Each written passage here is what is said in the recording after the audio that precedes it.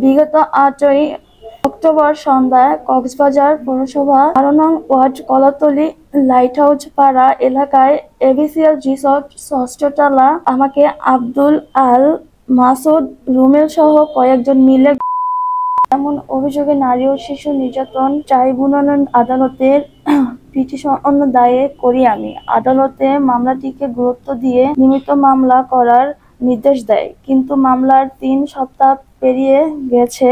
শাহজাহান নামে 3 নম্বর আসামি কষ্টঘাট এলাকায় মৃত নুরুল হুদার ছেলে রুমেলকে 34 এখনো গ্রেপ্তার হয়নি।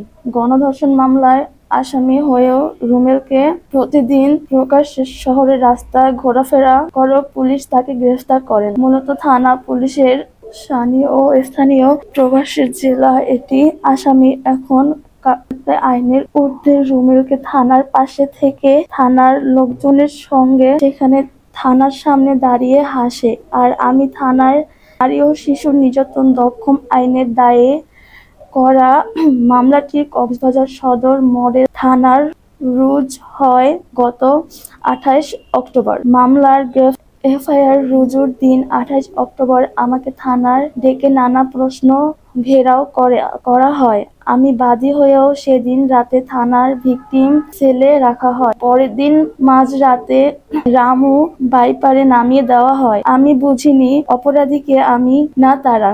রুমেল প্রভাবশালী, তার ঘরে কয়েকজন বিচারক ভাড়া থাকেন। বিষয়টি ভাঙ্গিয়া সে প্রভাব খাটায়, ব্যবহার করে, সে সব জায়গায় ভয় দেখায়। থানায়ও কেউ তার কিছু বলে না। মামলার পর থেকে রুমেল আমাকে বারবার মামলা তুলে নিতে হুমকি দিচ্ছেন। রুমেল আমাকে ফোনে বলে মামলা না তুললে দেখে নেবে, এমনকি কিছু লোক পাঠিয়ে ভয় দেখায় আমি যেন ঘর থেকে বের না হই। থানায় তার প্রতিভাব এমন, পুলিশই আমাকে 2-3 আটক রেখেছিল। ভয় দেখিয়ে সাজানো কথা বলাতে চেয়েছে।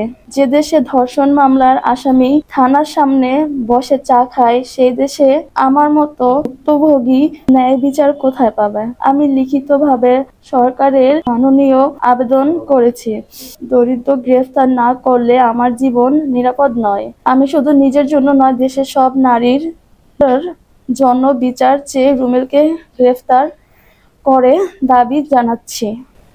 চাই এই যে নারী নির্যাতন পুলিশে এই বিচার চাই আমি আমার নাতিন।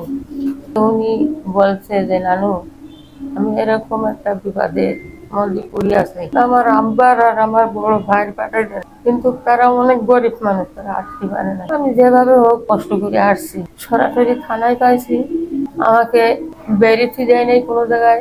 আমার টিপস হয়ে গেছে, আমি তো লেখাপড়া জানি না, আমার টিপস হয়ে গেছে, নাতিনির কাছ থেকে সই নিয়েছে, নিয়ে মোবাইলটা কাড়ি নিয়েছে।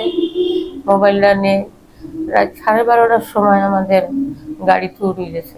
সারা রাত মোবাইলটাও দেয় নাই যে আমরা কারোর কাছে একটু খবর বলবো যে আমরা অমুকখানে আসি, কি আশায় কি বিষয় বা কিছু বলতে পারিনি। আমি বিচার চাই,